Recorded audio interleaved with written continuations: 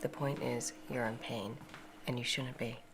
You can't keep blaming yourself for this. I don't understand. You were Catherine's friend. You should hate me for what I did.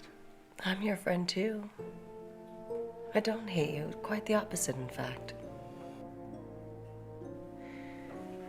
I know why Catherine loved you. You're a good man.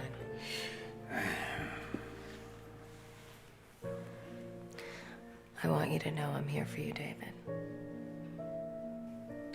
Anytime.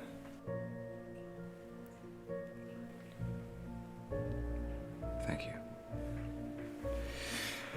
I should get going. Of course.